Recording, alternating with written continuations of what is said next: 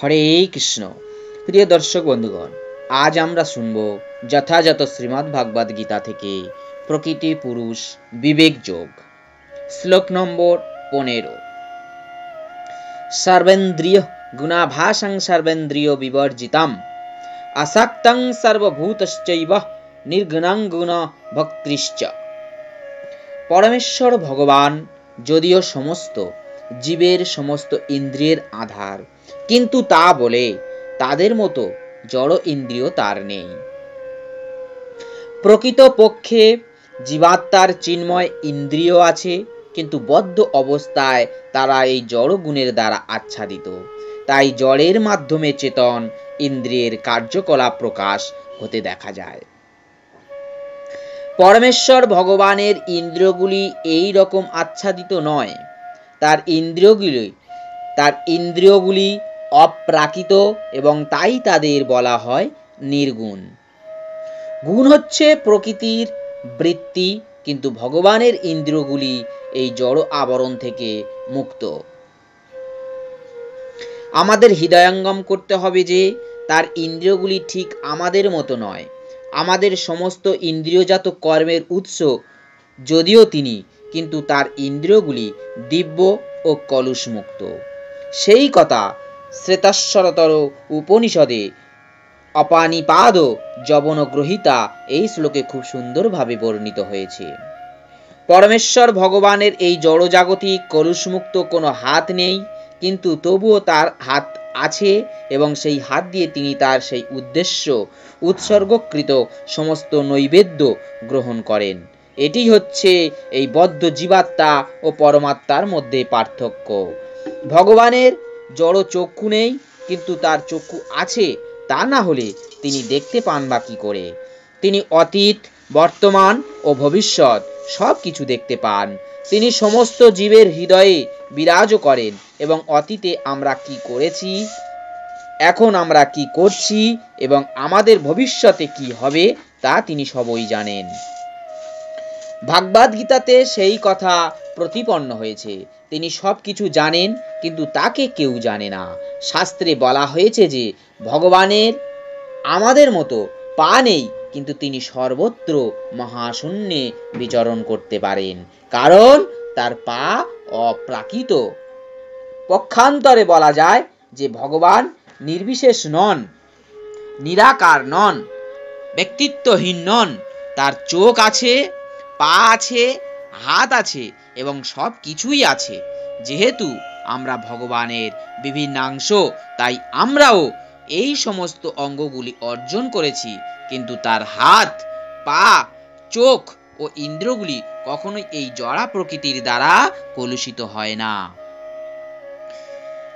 ভাগবত গীতায় আরো বলা হয়েছে যে যখন পরমেশ্বর ভগবান এই জড়জগতে অবতরণ করেন, তখন তিনি তার অন্তরঙ্গা শক্তির প্রভাবে তার স্বরূপে আবির্ভূত হন। তিনি কখনো এই জড়া প্রকৃতির দ্বারা কলুষিত হন না, কারণ তিনি হচ্ছেন এই জড়া প্রকৃতির অধীশ্বর। বৈদিক শাস্ত্রে আমরা জানতে পারি যে তার সমগ্র সত্তা হচ্ছে চিন্ময়, তার রূপ হচ্ছে নিত্য, তিনি সচিদানন্দ বিগ্রহ, তিনি পূর্ণ ঐশ্বর্যমন, তিনি হচ্ছেন সমস্ত সম্পদের মালিক এবং সমস্ত শক্তির অধীশ্বর। তিনি সবচেয়ে বুদ্ধিমান এবং পূর্ণ জ্ঞানময়। এগুলি হচ্ছে পরম পুরুষোত্তম ভগবানের কয়েকটি লক্ষণ। তিনি সমস্ত জীবের পালন কর্তা এবং তাদের সমস্ত কর্মের তিনিই সাক্ষী।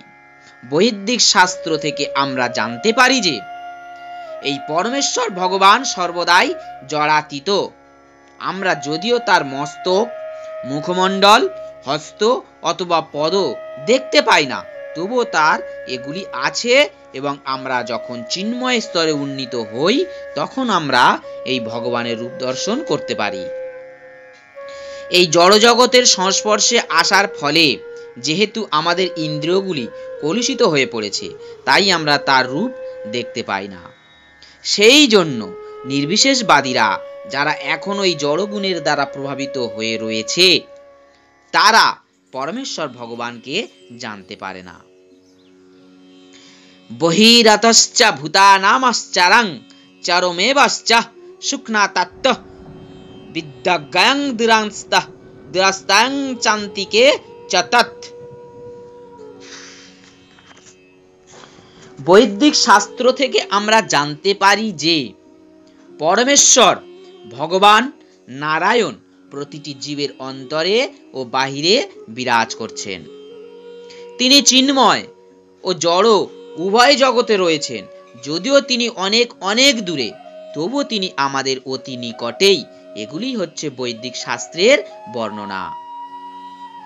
আসীন দুরং ব্রজাতি শয়ানো জাতি সর্বতা। আর যেহেতু তিনি সর্বদাই চিদানন্দময়, তাই আমরা বুঝতে পারি না কিভাবে তিনি তার সেই পূর্ণ ঐশ্বর্য উপভোগ করছেন। এই জড় ইন্দ্রিয়গুলির মাধ্যমে আমরা তা দেখতেও পাই না বা বুঝতেও পারি না। তাই বৈদিক শাস্ত্রে বলা হয়েছে যে আমাদের এই জড় মন ও ইন্দ্রিয়ের দিয়ে আমরা তাকে উপলব্ধি করা কখনোই সম্ভব হয় না। কিন্তু ভক্তি সহকারে কৃষ্ণ ভাবনামৃত অনুশীলন করার ফলে যার মন ও ইন্দ্রিয় নির্মল হয়েছে, তিনি নিরন্তর তাকে দর্শন করতে পারেন। ব্রহ্ম সংহিতাতে সেই সম্বন্ধেও বলা হয়েছে যে যে ভক্ত প্রেম ভক্তিতে ভগবানের সঙ্গে যুক্ত হয়েছেন, তিনি নিরন্তর সর্বদাই তাকে দর্শন করতে পারেন। আর ভাগবত গীতাতে তা প্রতিপন্ন করে বলা হয়েছে ভক্তিযোগের মাধ্যমেই কেবল তাকে দর্শন করা যায় এবং উপলব্ধি করা যায়। ভক্তাং তন্নায়াঃ শক্যঃ অবিভক্তশ্চ ভূতেষু বিভক্তমিবশ্চ স্থিতম ভূত ভক্তিশ্চ তজ্জ্ঞেয়ং গ্রসিষ্ণু প্রভো বিষ্ণুশ্চ। পরমাত্মা রূপে ভগবান সকলের হৃদয়ে বিরাজমান। তাহলে তার অর্থ কি তিনি বিভক্ত হয়েছেন? না, প্রকৃতপক্ষে তিনি এক এবং অদ্বিতীয়। এই প্রসঙ্গে সূর্যের উদাহরণ দেওয়া হয়। মধ্যাহ্নকালীন সূর্য তার কক্ষপথে অবস্থিত থাকে, কিন্তু কেউ যদি 5000 মাইল পরিধি জুড়ে সকলকে জিজ্ঞাসা করেন সূর্য কোথায়, তাহলে সকলেই বলবে যে তার মাথার উপর জ্বলজ্বল করছে। তাহলে বৈদিক শাস্ত্রে এই উদাহরণটির মাধ্যমে বোঝানো হয়েছে যে যদিও তিনি অবিভক্ত, তবুও মনে হয় যেন তিনি বিভক্তের মতো। বৈদিক শাস্ত্রে এই রকমও বলা হয়েছে যে এক বিষ্ণু তার অচিন্ত শক্তির প্রভাবে সর্বত্রই বিরাজমান।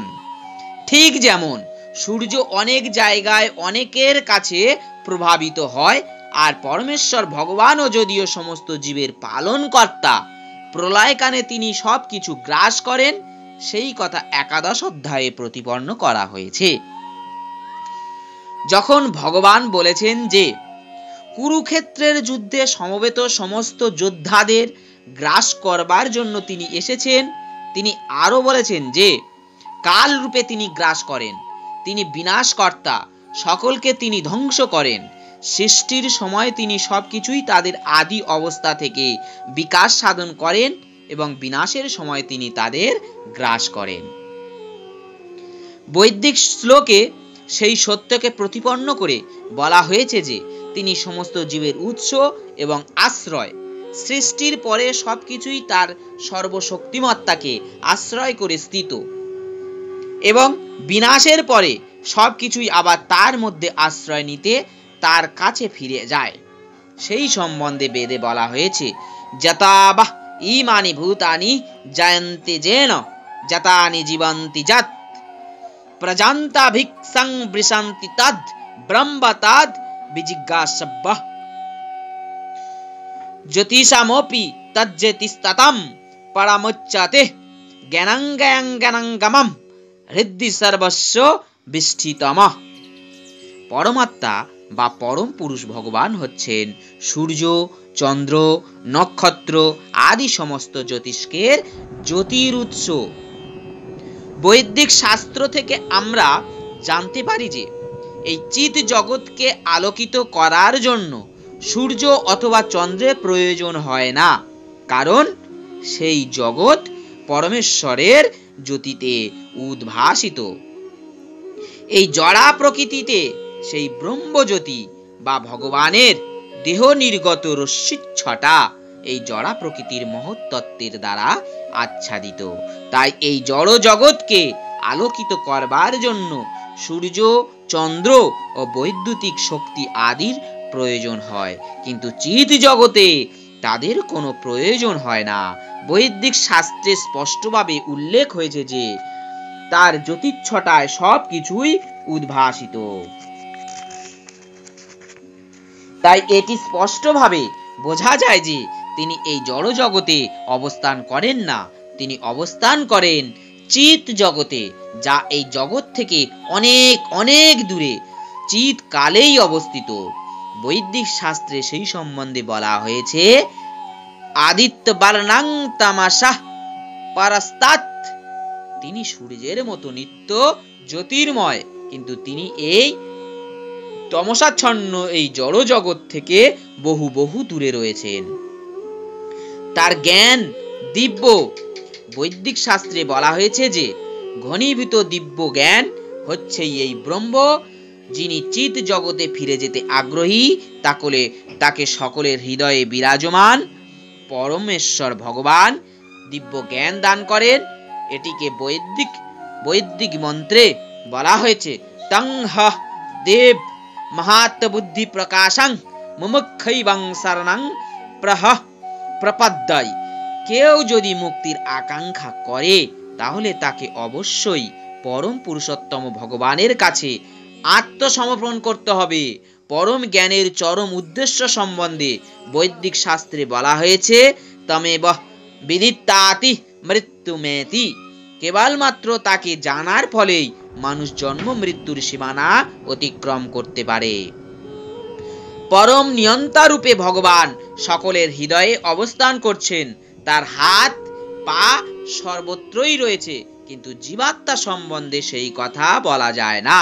সুতরাং ক্ষেত্রজ্ঞ হচ্ছে দুজন, একজন হলো জীবাত্মা আর অপরজন হলো পরমাত্মা, এবং সেই কথা স্বীকার করতেই হবে, কারণ জীবাত্মার হাত পা কোনো নির্দিষ্ট স্থানে রয়েছে, কিন্তু শ্রীকৃষ্ণের হাত পা সর্বত্রই রয়েছে। সেই সম্বন্ধে শ্বেতাশ্বর উপনিষদে বলা হয়েছে সর্বস্ব প্রভু মিশানাং সর্বস্ব শরণাং বৃহাৎ। সেই পরম পুরুষোত্তম ভগবান বা পরমাত্মা হচ্ছেন সর্বজীবের প্রভু, তাই তিনি হচ্ছেন সমস্ত জীবের পরম আশ্রয়। সুতরাং পরমাত্মা ও জীবাত্মা সে সর্ব অবস্থাতেই ভিন্ন, সেই কথা কোনো মতেই অস্বীকার করা যায় না। ইতি ক্ষেত্রাং তথা জ্ঞানং জ্ঞায়ং চক্তাং সমাসতঃ মদ্ভক্তাং এতদ্দিগায় মদ্ভাবায় প্রপদ্যতে।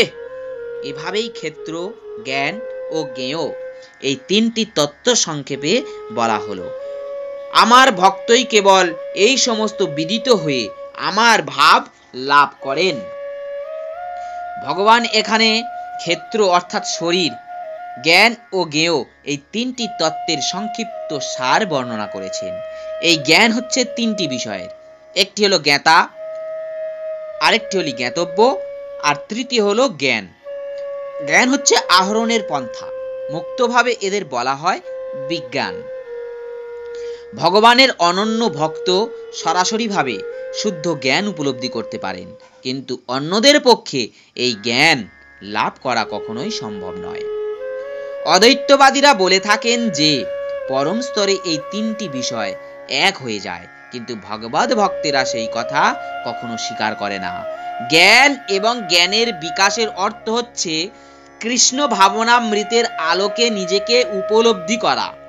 আমরা এই জড়চেতনার দ্বারা পরিচালিত হচ্ছি, কিন্তু আমরা যখনই আমাদের সমস্ত চেতনা কৃষ্ণোন্মুখী করে তুলি এবং শ্রীকৃষ্ণকে সর্বকারণের কারণ বলে উপলব্ধি করতে পারি, তখন আমরা যথার্থ জ্ঞান প্রাপ্ত হই। পক্ষান্তরে বলা যায় জ্ঞান হচ্ছে যথার্থভাবে ভগবদ ভক্তি উপলব্ধি করার প্রারম্ভিক স্তর। যা পঞ্চদশ অধ্যায়ে এই বিষয়টি খুব পরিষ্কারভাবে ব্যাখ্যা করা হবে। এখন আলোচনার সার সংক্ষেপ করতে গেলে বোঝবার চেষ্টা করতে হবে যে এই মহাভূতানি থেকে শুরু করে চেতনাধৃতি পর্যন্ত যে 6 ও 7 শ্লোকে জড় উপাদানগুলি ও জীবন লক্ষণের কয়েকটি অভিব্যক্তির বিশ্লেষণ করা হয়েছে, এগুলি সমন্বয়ে দেহ অর্থাৎ কর্মক্ষেত্র গঠিত হয়। আর অমানি তত্ত্ব থেকে তত্ত্ব জ্ঞানার্থ দর্শনাম পর্যন্ত 8 থেকে 12 শ্লোকে জীবাত্মা ও পরমাত্মা রূপী উভয় ক্ষেত্রজ্ঞের স্বরূপ উপলব্ধি অর্জনের উপযোগী জ্ঞান আহরণের পন্থা বিবৃত হয়েছে। তারপরে অনাদি মাত পারাং থেকে আরম্ভ করে হৃদি সর্বস্ব বিষ্টিতমম পর্যন্ত এই 13 থেকে 18 শ্লোকে জীবাত্মা ও পরমেশ্বর ভগবান অর্থাৎ পরমাত্মার বর্ণনা দেওয়া হয়েছে। এইভাবে 3টি বিষয় বর্ণিত হয়েছে: ক্ষেত্র, জ্ঞান, উপলব্ধির পন্থা এবং জীবাত্মা ও পরমাত্মা। এখানে বিশেষভাবে বোঝানো হয়েছে যে কেবলমাত্র ভগবানের শুদ্ধ ভক্তেরাই এই 3টি বিষয় পরিষ্কারভাবে বুঝতে পারেন। সুতরাং এই সব ভক্তদের কাছে ভাগবত গীতা অত্যন্ত প্রয়োজনীয়। তারাই পরম লক্ষ্য পরমেশ্বর শ্রীকৃষ্ণের ভাব লাভ করতে পারেন। অন্যভাবে বলতে গেলে আর কেউ নয়, কেবলমাত্র ভক্ত জ্ঞানের বা ভক্তজনেরাই ভাগবত গীতা বুঝতে পারেন এবং বাঞ্ছিত ফল লাভ করতে পারেন। জয় শ্রীকৃষ্ণ।